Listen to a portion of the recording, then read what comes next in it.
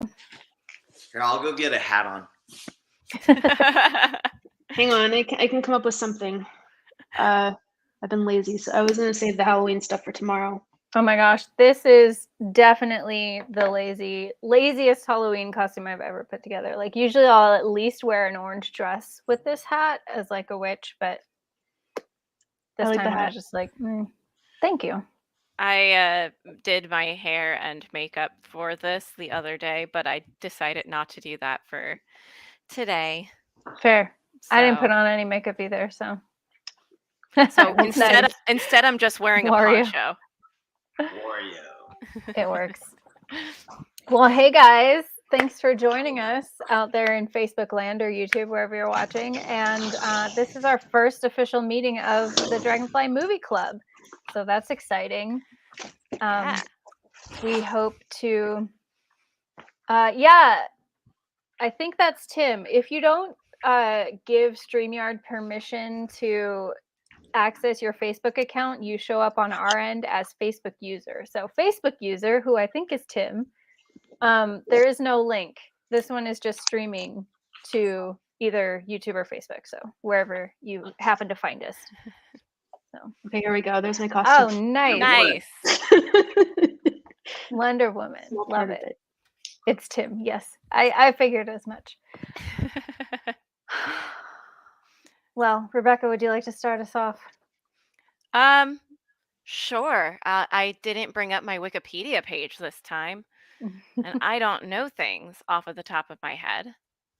So let me go ahead so that we can do some background on our October movie, which was The Silence of the Lambs, which was a gross one. Had you seen it before? Have you seen it before, Samantha? I don't think I had seen it all the way through once before. No. If I did, I feel like I would have remembered it though if I did. But yeah. Let me just say I had vegan chili heated up. I just finished watching the last hour of it because I fell asleep when I watched it the other night. I'm gonna have to eat that later because it had that kind of effect on me.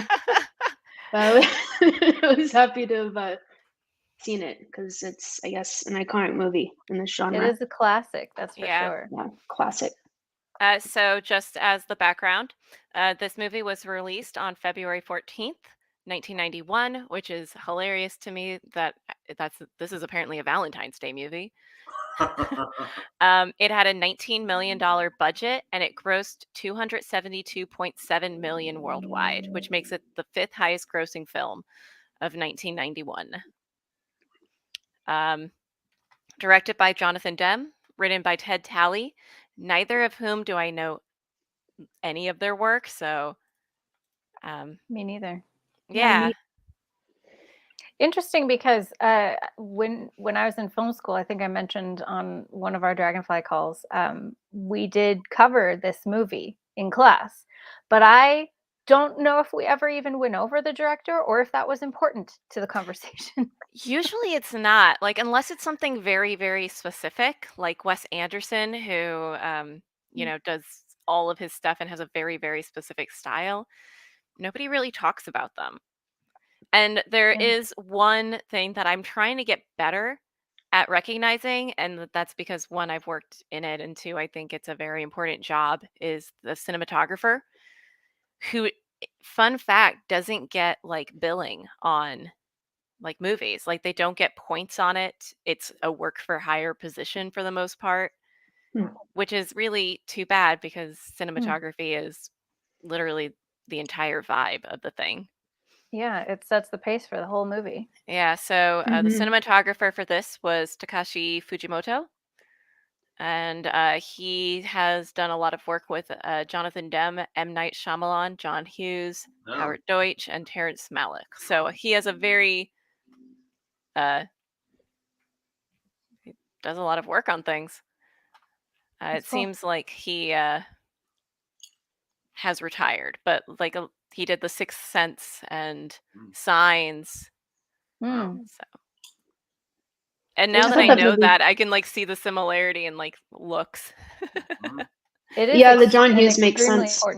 Important job in filmmaking. Like, yeah, interesting. As far as So the director goes, I looked it up, and Jodie Foster, that was the reason that she didn't do the second one, because it wasn't going to be the same director. Hmm. She didn't trust Ridley Scott, I guess. I mistakenly thought Yeah, that movie was made in the 70s and not early 90s, actually. I don't know why I misplaced that detail, but yeah, it came out more recently than I thought it did. But it's still not that recently, but yeah. that's interesting because I was looking at kind of the whole franchise of, you know, that genre of spin-offs of Silence of the Lambs, and I did notice because I did see Red Dragon, but I don't remember it very well, and I was like, oh, they recast her. Interesting. I wonder why. yeah. Yeah, I tried to watch it. I think I fell asleep when I was watching it. It was like pretty bad compared to the first one. It wasn't as good. Definitely not as good. Really. Mm-mm. I love Not even Julianne Moore, but I think she was wrong for it. Yeah, I mean, I don't remember it like at all, so that's how much of an impact that movie had on me.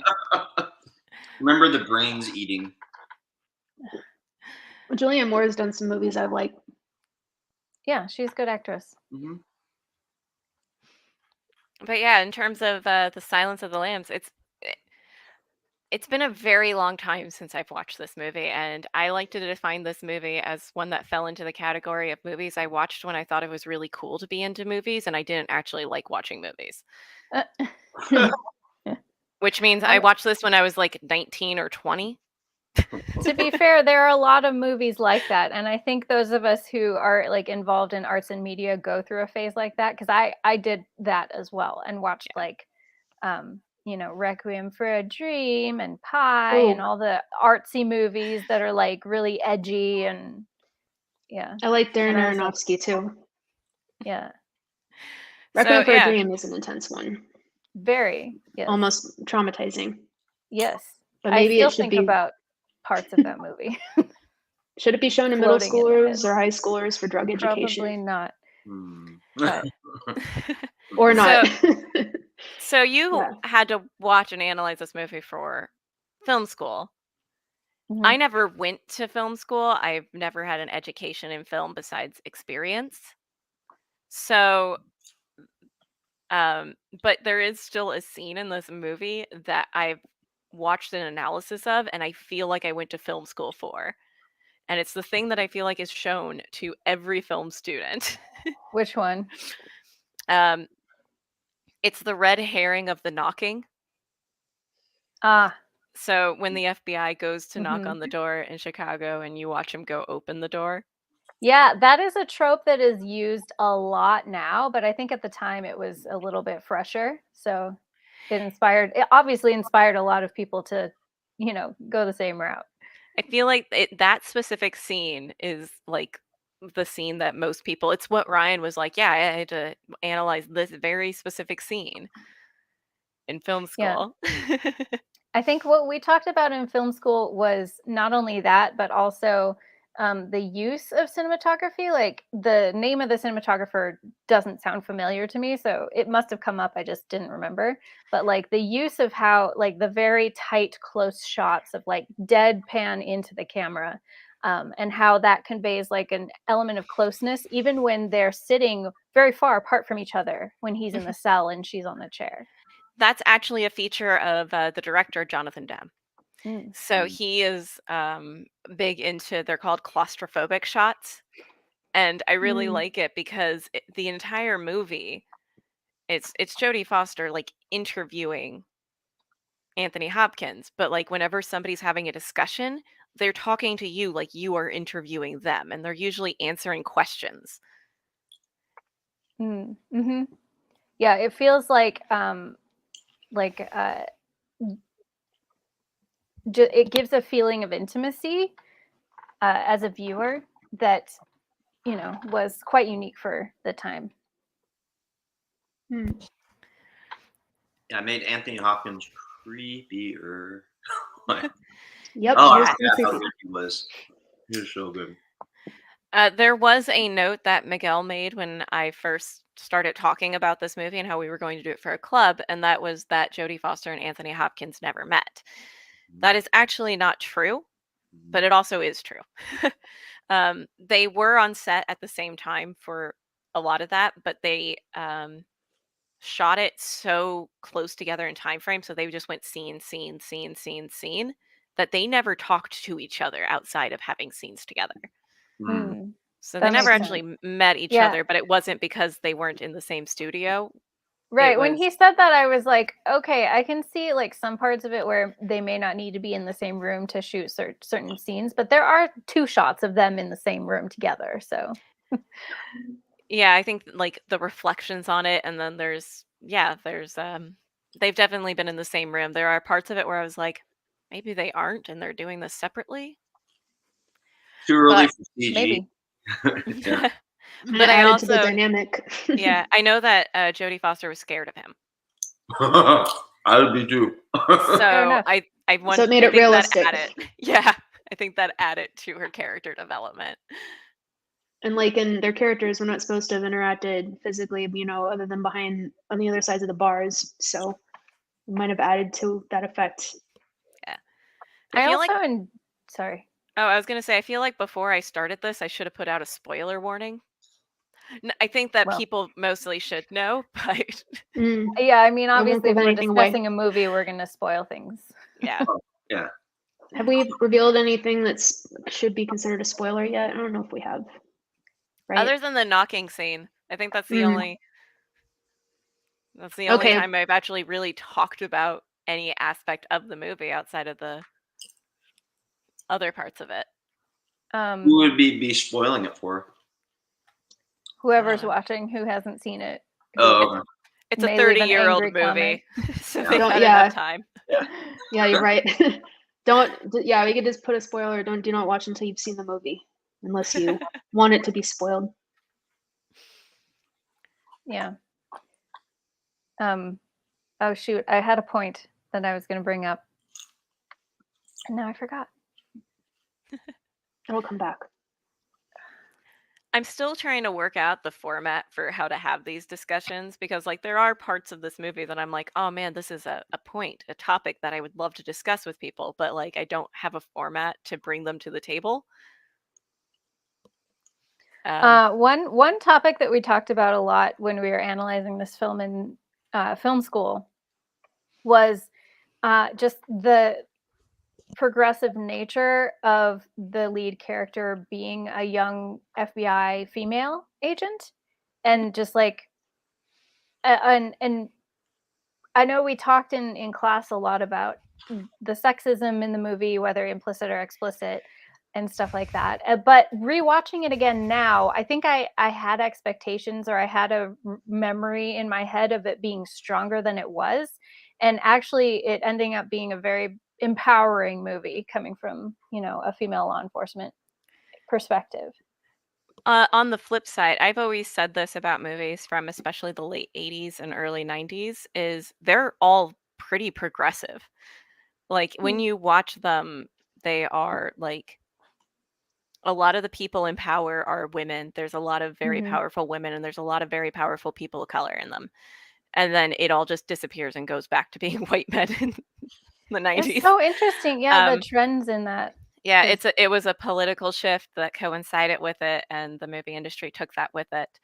Yeah. But as for why this is a female character, I mean, the entire I was thinking of Jesse, because when we do our Monday night calls, Jesse always goes, okay, but what was the purpose of this? Like, what is the point you're trying to get across? And I heard it in my head in his voice when I thought of that. But the theme of the movie is change and metamorphosis. And would you be able to have that same change in the main character if it was a man? And would the dynamic be like, she almost has to be female in order for the story to work? Yeah. Yeah. Well, and they say that in the text of the script as well, that Hannibal won't open up to anybody else, so it had to be her. She was his type, right? Isn't that how they said it? Yeah. You're just his physical type. Oh boy. Yeah. Speaking of people of color, though, I did find myself wanting to see more of them There's a lot of white people in this movie.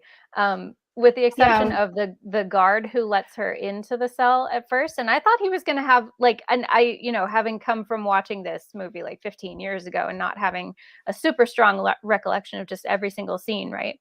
But like seeing him in that very first interaction in the jail, I thought we were going to see more of him down the road. Like that's what you would see in a movie nowadays. Like a character is introduced so early and so prominently, like they'll take on like I could see him being like a buddy to her in the jail when she's going in and she's afraid of all the inmates and especially Hannibal Lecter, and then he's there kind of to like reassure her and be like, I'm watching you, don't worry about it, like. And he did kind of do that, but only once, and I was like, I found myself wanting more of that. I think it's interesting that he didn't come back because he felt like a very fleshed out character. Like that's what I'm saying. I feel like you just knew that guy. Yeah. Do you guys want to hear about Red Dragon? I don't want to spoil it for anyone who's going to watch it. No, you can go for it. Okay. I mean, he does turn up in Red Dragon, so he has a more prominent role in that one, and that feels satisfying that he does. However, and there are more Black people in it. However, I feel like they're a bit pigeonholed in their role. Like there's some stereotypes that they're it's the 90s, but they're more in it. Oh boy, good to know. Yeah, I mean, like I don't remember that movie like at all, even though I know I watched it. So I didn't make it through the whole thing. But yeah, one of my favorite spinoffs of this film is the show Hannibal, that I believe was it on HBO or one of those Showtime, something like that. Yeah, I'm not sure. But yeah, I thought it was really well done. It was really good. The dynamic between Hannibal and the cop who was after him, Will something, was very tense and is analyzed in a lot of queer media analysis as like a queer relationship. So it's just very, very interesting dynamic. I really liked that show. Yeah. I haven't seen any of the sequels or prequels. I started watching the show Hannibal, but I kind of lost track of it. Does the storage unit come up again in any of them? I don't remember. The show Hannibal is a lot more about not only that relationship between the detective Will and Hannibal Lecter, but also the outrageousness of his crimes and just like his theatricality as a villain, and just like how he puts extra into everything he does. I don't remember the storage unit ever coming up, but I could just not remember it. Mostly I talk about the storage unit because of the guy that owns the place, and specifically just the line of like she goes to open the door and she like looks towards the driver to help her, and the guy just goes, no, my driver doesn't do anything physical.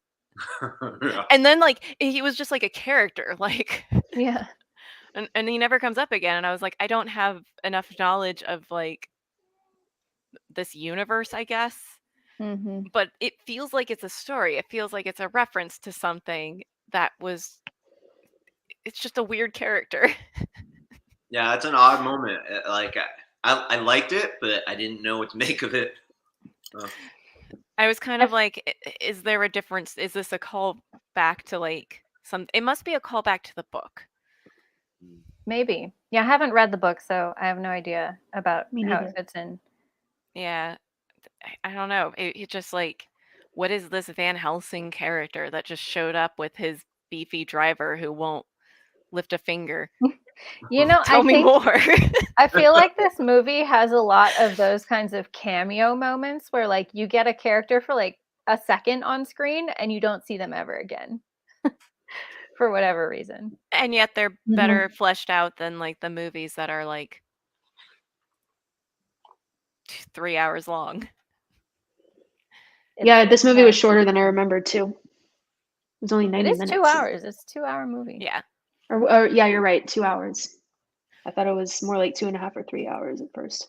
Yeah, but still to have like that sort of characterization in your side characters. Yeah. In the early 90s, 2 hours was a very long movie. Yeah, that was. We didn't get into like the habitual 2.5, 3 hour movies until the aughts. They actually were very common back in like the 60s, though. Mm. Wasn't Gone with the Because Wind yeah, Them Gone with the were- Wind. ridiculously long, 4 hours. One of the things that I do, because my partner leaves sometimes for long periods of time, he'll go and shoot a movie elsewhere, and then I'm home alone, and so I just watch a movie every night, and like that's how I stay sane. And I picked up all of these classic movies, and I was surprised by the amount of them that are like 3 hours long. Like North by Northwest is extremely long. Oh yeah. I don't know, that was the one that came to mind, but there's quite a few of them that like I would have to take breaks in the middle of. How long was North by Northwest again? I saw that in I actually did know people at the USC Film School, so I occasionally saw movies at the Norris Film Center, which was pretty cool. And I saw that was one of them. I don't remember Yeah. how long it was though. It's like 2.5.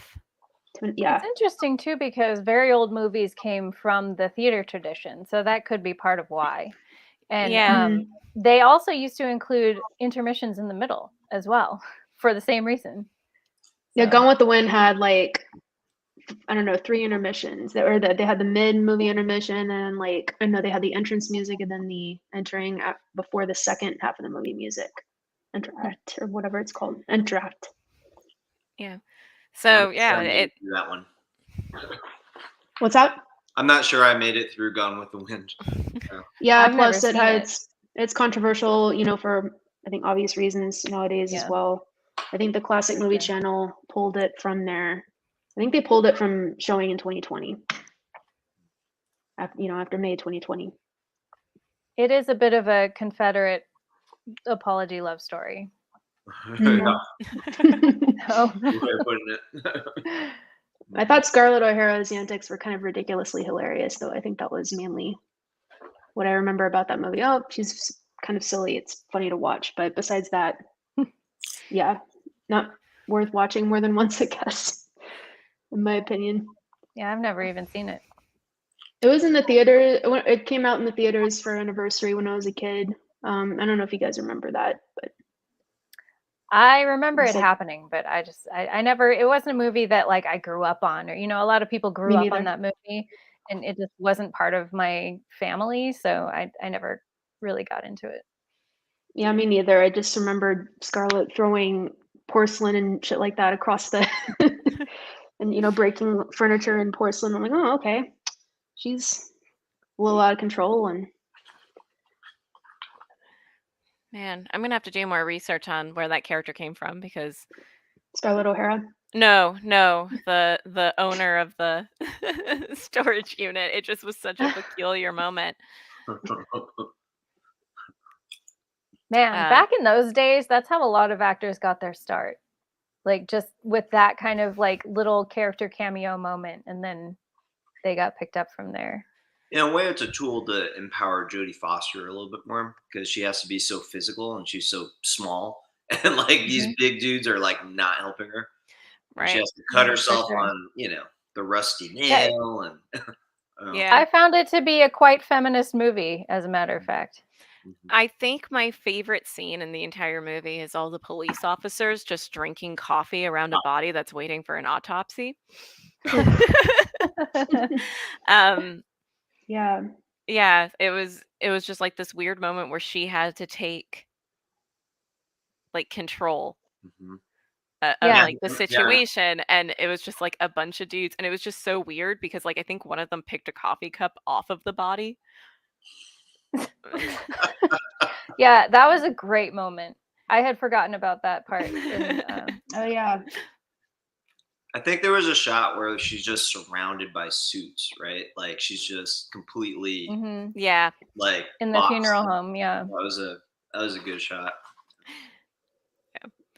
Yeah, and then I also love the part where the chief investigator like goes in to talk to, I forget who it was, but at the mortuary, and kind of like shuts the door on her. Yeah. And then she confronts him after that and is like, just include me. Like, I'm here to investigate this. I should be in the loop. It doesn't matter if you think it's too much for me to handle. I can handle it. Right. It was part of her process of growing. Yeah. Yeah. But that was a character moment for her. yeah. Since I brought up my favorite scene, did anyone else have something that stood out to them? My absolute favorite scene is probably actually the end. Because I remember watching her confrontation with Buffalo Bill and how scary, like, just being, and it felt very like I was really able to empathize in just the way that it was shot and the darkness and things like that when the lights go out, and it really puts you in her place and how it feels to be in that situation. And I was like empathizing with her and being like, oh my God, like if I were in that situation, I don't know what I would do. That I would shit my pants and I would like freak out and not be able to actually do anything. But like watching her through his night vision, I remember thinking like, this is not the way that this scene would be done nowadays. Like nowadays it would be jump scares, it would be like dramatic music, but the whole scene was silent. All you heard was her breath or his breath. I don't remember which, but like just one of the people breathing and just her up close to him.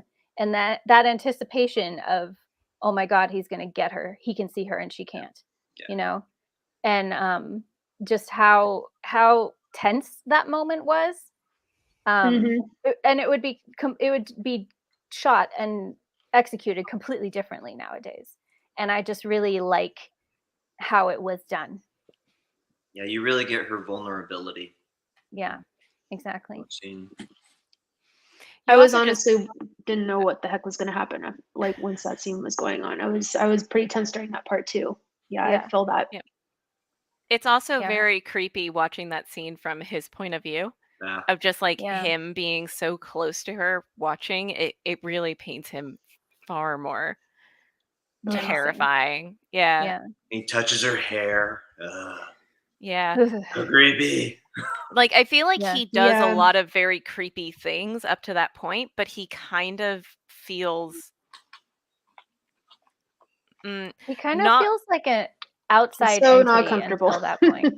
Yeah, like the description of him is like uncomfortable, but he himself is not, in a way. Like he feels like a side character who is kind of silly. Right. Yeah. Yeah. But and he's not menacing like Lecter is in the middle. Like he's only menacing at the end. Right, because we don't really see him much outside of the caricature, like you mentioned, Rebecca. So like in that moment where we finally really get to be in a space with Bill confronting, somebody who is after him, and it's kind of like cat and mouse and you don't know who's going to get who, it kind of gives you a deeper perspective into just how threatening this guy really is. And it's weird because he's done tons of threatening things. Like he's killed like 4 women in that time frame and like stuffed cocoons down their throat, and we know that he's like though. And we know that he's making like a suit of their skin, and like we have all of this information on him, and yet the guy who we've never seen anything that he's done is the menacing one to us. True. Yeah, isn't that funny? Yeah, I like the way you put that. Yeah. But the other place my mind went with that is just how insufferable the senator's daughter is, of just like, no, just let me out. Yeah. Oh man. Stop walking with me, bitch. I know. I was like, she calls her rescuer a bitch. Yeah. I know. I was like, bitch, I'm trying to save you. Like, we got to take this guy out before I could do anything about that. Shut up. He's still in here. Don't let him know. Stop screaming, then he knows that I'm here. She tells you to be quiet. She's qualified. Listen to her. Yeah, I thought that was kind of that registered with me too. Yeah. She did put the lotion in the basket, though. Yeah. Lotion. And up until that point where when Jodie Foster comes in, like, you kind of are starting to root for her because she's like being clever and trying to put things together to form an escape plan and things like that. So, which is not what we've seen from the other victim that we saw in the well. So it's like, and then once Jodie Foster comes in and she's like acting like an entitled brat, and we're like, oh, come on, shut up. That's the point where you lose More for victim Jodie sympathy. Exactly. I did. I was like, just kill the bitch. Who cares? I wonder how, like, what the writing or characterization of her character was, because yeah, we've been talking about how this is a pretty feminist movie for Jodie Foster, Sure, but true. a lot of the other women in it aren't. That's really the only other woman that we really see and like Yeah, we see a bit of experience in it. Senator's not of bad. her mom, the senator, but she's not sympathetic either. No, they're both kind of annoying, and this is a movie that was directed by a man, written by a man, based on a book that was by a man. And so now that we're talking about like feminism involved with this, it feels a little weird. Oh yeah. I feel like that is more often the case than not, though, when discussing not only feminist like media in like movies and things, but literature as well. Women's studies was one of my focuses in college, and you know, you have to unfortunately read books by a lot of dudes because that's just how our history has unfolded. Like, when were women even allowed to publish their own works? when Right. was that first allowed Well, to and happen? that's why Mary Shelley is one of my favorite authors, because you know, back in those days you had a lot of women adopting male pen names so that they could publish, but she was like, nope, I'm going to use my own name. Have you ever seen, there's like a Twitter thing that went around for a while where it was describe yourself like a male author would? Because there I've was seen like a stuff lot like of that, yeah. there's a lot of male authors who are just like, I'm really like, I can write a female protagonist, and then they describe it and it's just like, what? Oh my gosh. r/men writing women. Yeah, so that's an interesting topic, and I honestly didn't think about it until I was thinking about the other female characters in this movie. It's true, and it's good to observe, especially when talking about like feminist literature and media in general, where one, like you're saying, like one character, and namely the protagonist in the film, like can come off as very empowering and very feminist in nature, whereas every other female in the film is portrayed It's the like complete a sheep opposite slaughter, way. like a livestock slaughter, literally. It's like the trope of the token, right? We have one good one, the rest of them irredeemable. So these are only big women that he preferred. Yeah, he wanted them of a Quote, specific unquote, good. side because that's how he would make them fit his suit. He needed to make a suit of a specific size, so he More needed women fabric, of that side. quote Yeah, unquote. Exactly. Yeah. he was looking specifically for a size 14. The movie actually had a lot of backlash from feminists, but not because of the portrayal of women like we're talking about. It was because they said that it promoted violence against women. Yeah, probably. Yeah. I don't see that, but I also didn't see that. Yeah. I mean, obviously it is. It's a serial killer that's killing specifically women. But like, Realizing it from 1990. Yeah, I don't think it's promoting it. The 1990s point of view. Yeah. I Well, could see think how some about people are like, oh, violence against women. Yeah. where we were in 1990, second wave feminism was taking hold, and they are all insufferable. So I can see how they would say something like that about a movie like that. That's actually something that still goes on, though. I have a friend who makes horror movies, and he had a horror short in which the lead actress was killed by a monster, and he posted something about it and got the same feedback on it of it's promoting violence against women. So it's something probably that's more second wave feminists. But the other thing that this got backlash for was its portrayal of LGBT. Yeah. Because they say it's not painting trans people in a good light, and the director wrote back and said, like, it's important to note that he's not trans. He's wants to get as far away from himself as possible. He hates himself and wants to be as far away as possible, and he believes that's a woman. That's as far Right. away from his current reality that he can get. And initially when I read that statement, I was like, oh, that sounds like it's covering up that you just saw, like, thought that somebody was insane. But that quote is actually from 1991.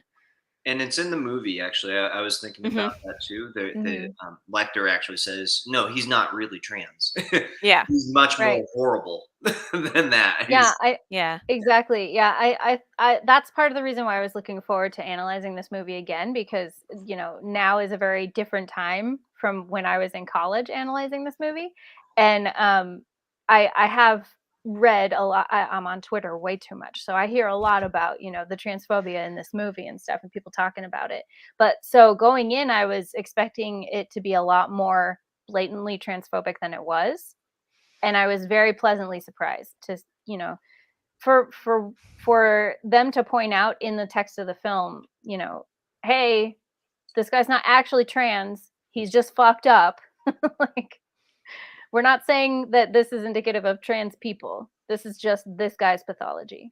And she also said that there's in the FBI there's no statistics for trans people being more violent or sadistic like that. So they got both sides of it. Yeah. Right. But they covered I that can well. see how especially very sensitive kind of activist types can find offense to it anyway, because your general audience member may not absorb that information and just look at him as like a bad trans or something. Yeah.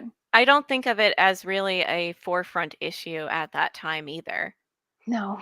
So Yeah. it's really interesting that it's included in this and the discussion surrounding it, both from that time frame. Right. That's why I said I was pleasantly surprised that they put it in there, because it wasn't something we were talking about in the cultural zeitgeist at the time. So yeah. And the Jonathan Demme did come out and he was like, the backlash from this made me realize that, like, how little good portrayal there is of LGBT in media there was. True. Especially of that time. Yeah. So, yeah, it's really interesting. Yeah, and going back to the misogyny, it is kind of it's interesting to go back to it and see how the men treating her. It seems very outdated now, and that's to me, I don't know, that seems like progress. that's where we were, and no, I don't know anyone myself who would be like that now. Yeah. Unfortunately, it is still quite there's prevalent. Undercurrents. I'm sure. Yeah. I feel like in media portrayals, you're right. Like, we have come a long way as far as like portraying diversity of sex, gender, race, nationality in our media in general. And we probably wouldn't see that kind of thing portrayed today, except as it was in, which is another thing I was surprised by in watching the film again, is that it feels like it's poking criticism at that attitude. And so that's how you would see stuff like that portrayed today, which you wouldn't necessarily expect that from a movie made in 1992, 1990. They probably 1991 was its release. So 91, yeah. Which was pleasantly surprising as well. But I feel like most portrayals, like I think of other FBI media, like Quantico, where it wasn't even really discussed. Like, you just had people of all races and genders in the class, and it was that's just the way that it was. Whereas this movie really takes it and points at it and says, this is something that you should be ashamed of. This is cringe. Yeah, the other fun thing that I noticed when I was watching it is just like, they're very, it's not subtle. No. The sexism in it is not subtle at all. But honestly, like, I feel like Buffalo Bill was almost nicer to women than most of the men in there. Yeah. Granted, like, he's murdering them, but because he wants to make their skin into something. But because he respects them so much. Yeah. Like, when he's talking to when he's talking to Killing was only a Clarice. means to the end. Yeah, he's actually much more respectful than like a lot of the FBI agents. And then like the other people that were in the prison were also really, really mad at Miggs. Is that his name? Mhm. They were all just like, dude, why, Yeah. what you even doing? Right. Yeah. True. So it was just like a weird thing that I noticed. I don't know if it was on purpose or meant anything. It was just like, man, these men who are locked up are weirdly nicer to women. With the exception of Miggs. Yeah, they all frowned upon Miggs. Miggs. Yeah, it's interesting kind of dichotomy.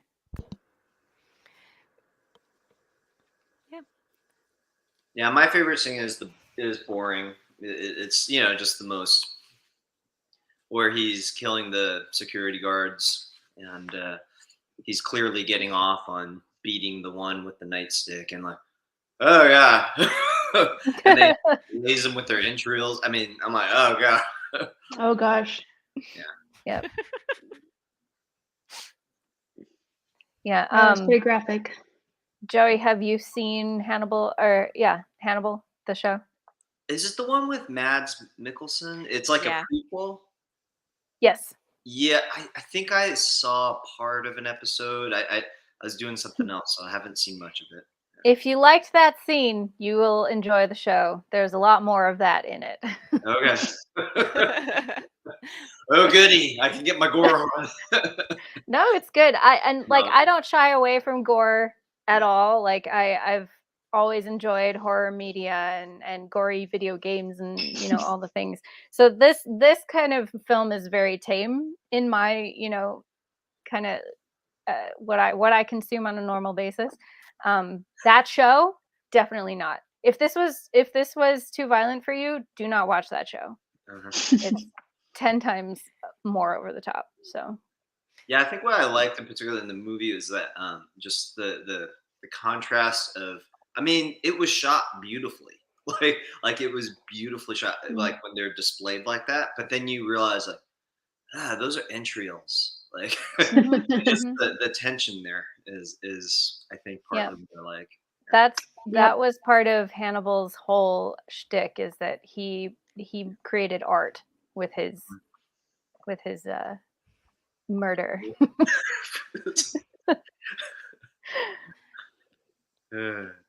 Sam, is this movie up your alley? You said that it was. Honestly, I don't 100% not really, but I'll watch a movie like this once every now and then, and I like critiquing them. But is it the most enjoyable movie that I think I've ever watched? No, not exactly. But I'm so glad I watched it. I mean, it's not meant to be a comfortable watch, obviously. Right. Yeah. So. Right. It's meant to make you think. And definitely not a movie to eat before, during, or after. Like I said, I'm so inoculated to this kind of thing. Like it doesn't bother me at all. Yeah, same. Yeah. I think it depends on the day. I don't know. Some days it phases me more than others. I don't know why. Did you have a favorite scene or? Favorite scene?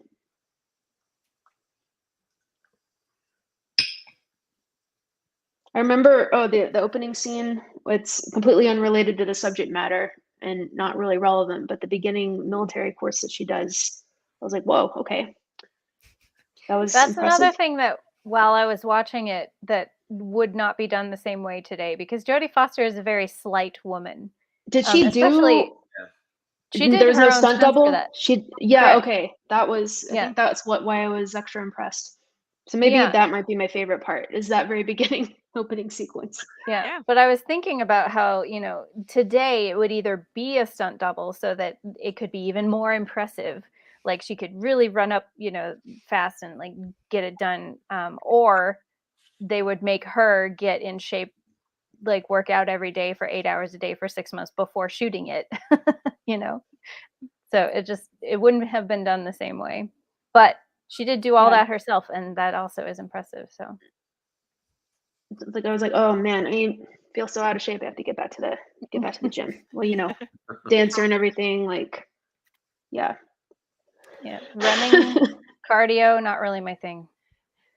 Yeah, I think it's funny that he knew exactly where she was as well. Like he just Yeah. came Oh, yeah. walking right up to her, like that's a normal thing. Oh yeah, that's right. Oh, Like, that was hey, come funny. here. I need to talk to you Out right in the now. woods. Yeah, Hey, Starling, I know you're in the middle of a course right now, but for some reason I knew exactly where you would be. Yeah, that is a little creepy. Come to think of it, yeah. or it's just indicative of how much she does that course. She was the only person on it, True. That's She true. was and he knew where to go. dedication. She was dedicated. Yeah.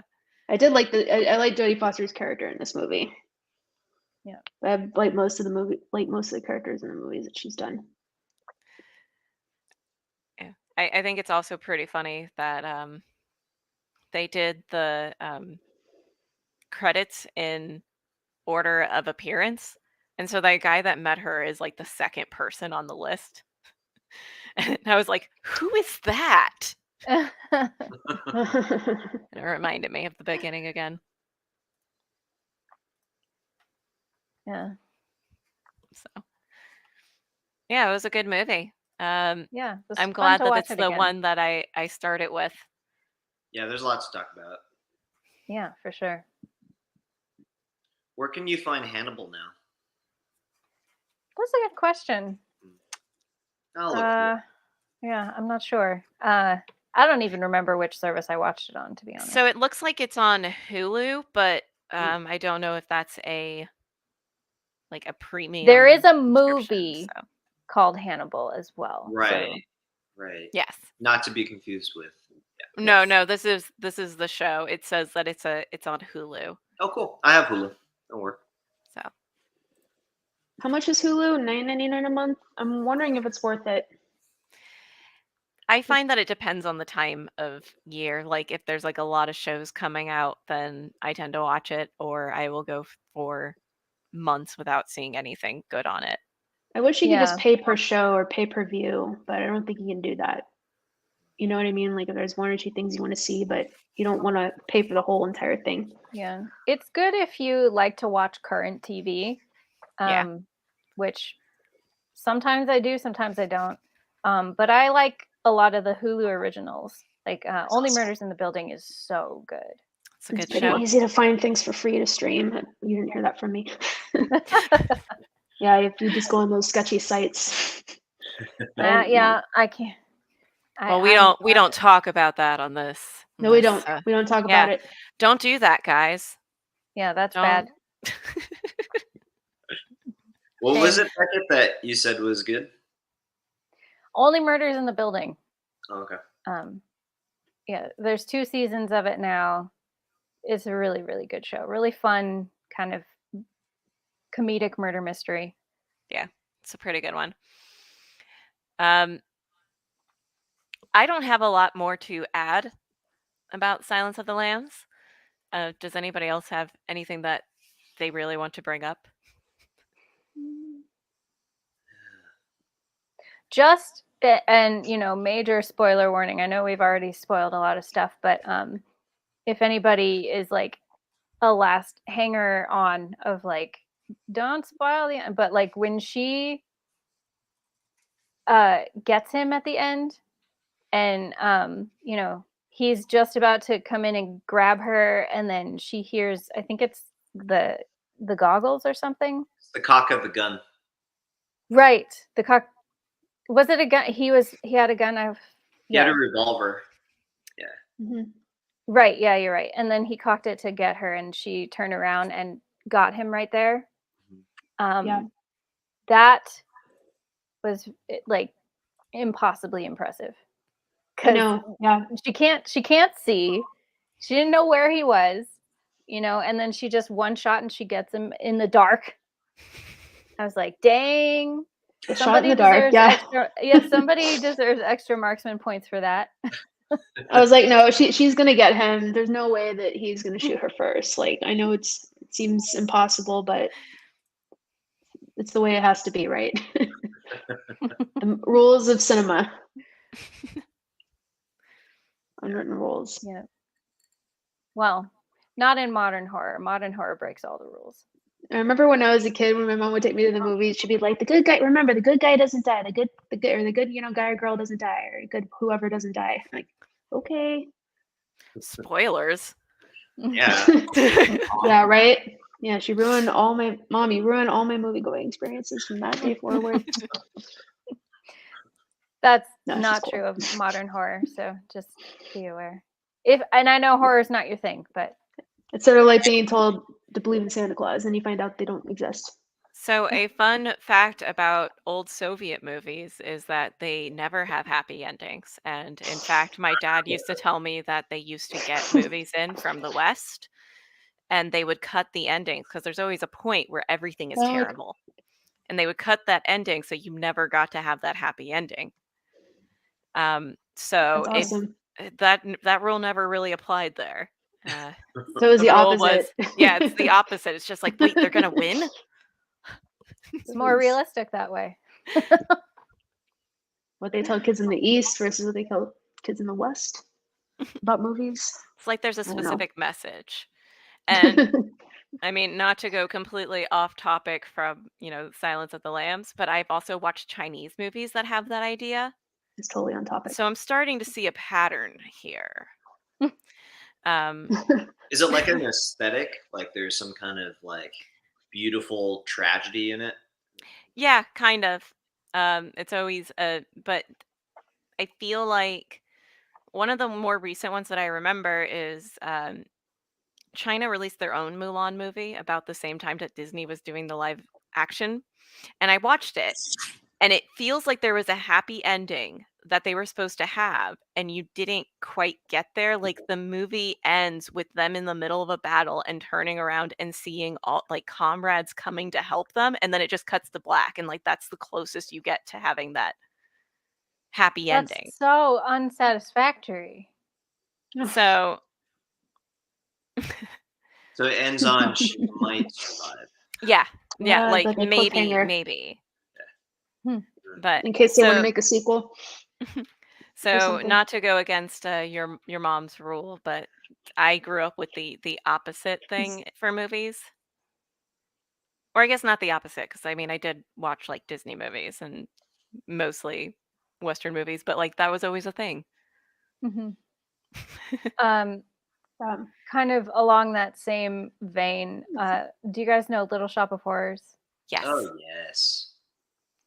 The old 1960s film? Yeah, the 50s, original 60s, and the original. yeah. The original and the stage play do not have happy endings. And they actually Rick everybody Moranis. dies. Yes. Oh my gosh. The alien man-eating flower species takes over the world. Yeah. So, but they actually shot when they did the movie, because if you're not familiar, the movie is very popular and like a cult classic, and it's great. And if you haven't seen it, go watch it. It's wonderful. But they did the musical that was already performing on Broadway, and they shot the original ending where everybody dies and the aliens take over. And it, like the pre-screening audience that comes in and gives feedback, everybody hated it. And so it was poised to do very poorly in the box office. And so they changed it so that it had a happy ending, because that's, I guess, what Americans expect. So Yeah, the happy ending is an American thing, I guess. I don't know. I wonder how that became an American thing. I it's think funny it's though, just because like the original film is American made, and so is the Broadway show. But I guess you have different expectations from theater to. there's actually a screen. long history of that with movies of like people trying to have sadder endings and people not liking it. And so I had to find a list of movies that were changed based on just the test audience's reaction. Tell us. So E.T. had a separate ending. Oh, Really? Um, What happened? Did they like get him? The government agents? I don't know. I'm not wanna quite know. going through them. I'm curious too. Kind of surprising Um, for Steven Spielberg, honestly. He's kind of formulaic. Yeah. Now he is. That reminds me, I have an idea for another film club screening we could do. Pretty tell you. Women, which is the one that I thought about, also had it had a very depressing ending, and test audiences hated it, and so they had to change it. Hmm. Yeah. So there's quite a few. I think Jaws also. Really? So Interesting. yeah, there's Turns into a land shark and eats all of America. Turns then, into a Sharknado. and Big. The movie Big And had oh, really? a very sad ending that they decided to change because of test audiences. Huh. So yeah, Huh. I guess it is just like a very specific culture. I think it depends on your culture. Oh, is that a About money-making how- thing maybe? Yeah, Will I it mean, go if test good? Will people audiences, spend? yeah, if test audiences are Absolutely, like yeah. don't hate it or They want to hate make it. their investment back. Capitalist country versus not a capitalist country, for example. I don't know. Maybe. But But yeah, that's an interesting part about movies, and I'm sure something that we can talk about with future movies as well is especially the 90s, kind of 80s and 90s feel like there's a lot of experimentation with movies. And like ideas that go around. But yeah, just like the idea of how audiences are going to react and how that shapes the movie making process. I thought Big was already kind of sad. Yeah. I Yeah. saw it This once. could be worse. I saw it during the pandemic, and I need to see it again actually, because I don't know. There was already a lot going on, so I don't remember it too well when I was watching it.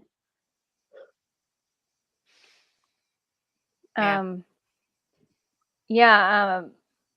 This is kind of why I like the trend in modern horror of not having a happy ending.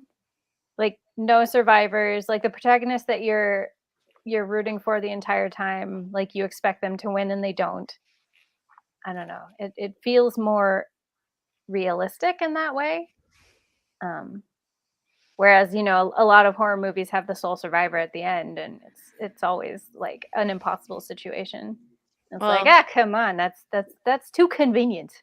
if you have too many final girls, then you have to make fun of the final girls. So, True. but I don't want to get too off topic. We are coming up on an hour here. So, any final thoughts before we wrap up? I think I already asked that question, so I completely understand if you don't have any, No. any Good further Good ones. Halloween. Enjoy. Yeah. Happy Just- Halloween, just that- guys. Yes, it was fun to watch the movie again and enjoy it as much as I did, and then to discuss it with you guys. It was great. Yeah. I can't wait to talk about the next one. Me too. Absolutely. Which will be on the Facebook group on Tuesday. So look out for it. November 1st. I will announce the next picks for everything. I have one idea, and feel free to veto that one if nobody else likes it. For like a movie suggestion? And I posted it in the private chat. Yeah. Okay. Yeah, I also have a suggestion. There's a suggestion have a form pinned yeah. on the Facebook group. Yeah. Okay, I will add it to the suggestion form then. But I will also add that to I have a Cool. long-standing list, and then I have to go through and see if like I can find things on like streaming and how easily accessible it is, and if it's too much. Like, I have a process. I know we've only had one so far, but like there's a movie picking process. I Yeah. thought about that We one I wanna- suggested. Yeah. We Because want to of try to recent make trends. Right. Yeah, I understand. We want Yeah. to make the selections accessible though, and make sure nobody has to like buy anything or rent anything. And like it's, most people have Netflix, so It is a pain or in the butt. Amazon. Yeah. Yeah. Added Is it it- to the list. Are we mostly an Amazon Prime group or Hulu, or I wonder? I have a list that I asked people as a poll. It's about equal for Amazon and Netflix. Amazon and Netflix. Okay. Yeah. So most of the choices will be available on those. And if it is available on something else, I also look on a site called Canopy, which you can get for free through the Los Angeles Library. So that's also an option that I might see in the future. But if I do pick that, then I will explain how to get it for free.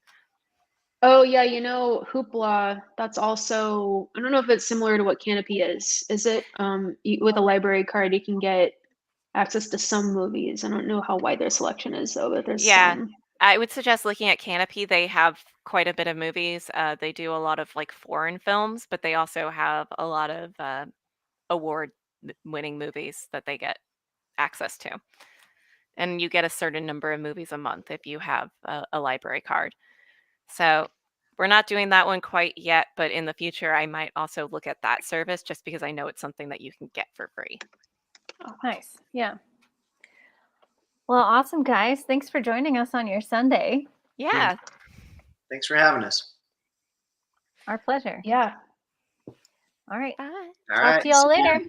Bye, guys. Happy Halloween. Happy Halloween.